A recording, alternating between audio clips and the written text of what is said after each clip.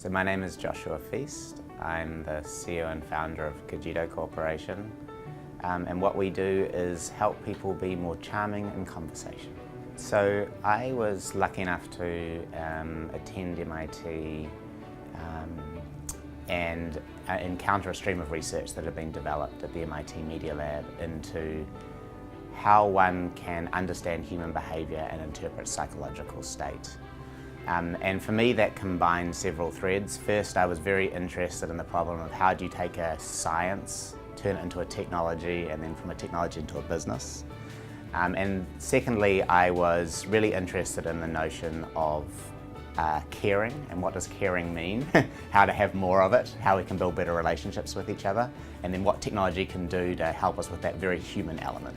When the stream of research had already shown the ability from sort of a science perspective to look at voice and understand the behavioural markers of distress. That was sort of where the research was at, and it had also been a whole variety of signposts that showed that you could also use voice and behavioural feedback to improve engagement in conversation. So that, from a scientific perspective, when I was involved, that had been developed, and it was developed in the Human Dynamics Lab led by Professor Sandy Pentland, who's a well-known professor, and he's a co-founder of Cogito. What we did subsequently was take these scientific papers and concepts and went out and got funding to do R&D for several years. We received funding from DARPA, the high-tech funding arm of the DoD, a number of grants from the NIMH, National Institute of Mental Health, and a variety of other organisations.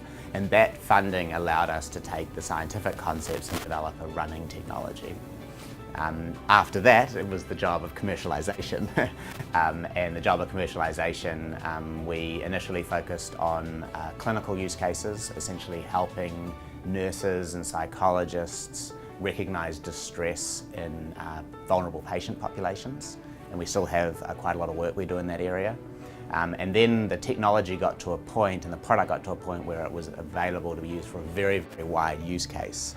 And so at that point we focused on expanding our targets to help with large-scale sales and service in the enterprise. So how do you solve the problem of getting thousands and thousands and thousands of frontline service professionals to be motivated and assisted to speak to customers how you want? And that's sort of where we are now. The software is basically a real-time conversation coach. So our basic thesis is that a conversation between humans doesn't just have to be audio going back and forth anymore. It can be audio with an intelligent assistant that's sitting with you in the conversation that can help you build a better relationship, be more successful in that conversation. So that's what we do. And in practice, what that means is that our system is able to look at a conversation as it's happening, and by looking at behaviour patterns, understand how well that conversation is going. So that's the first thing. Across all conversations, as they're happening, know how well it's going. And then because we know how well the conversation's going as it's happening, we can provide guidance during that conversation that helps people end up with a more successful outcome and a better relationship.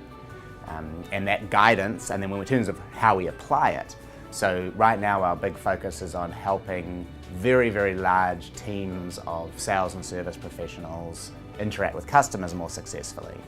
So think 10,000 customer service representatives, all who have a real-time coach, which helps them be more emotionally intelligent and then provide a much better experience to the customer.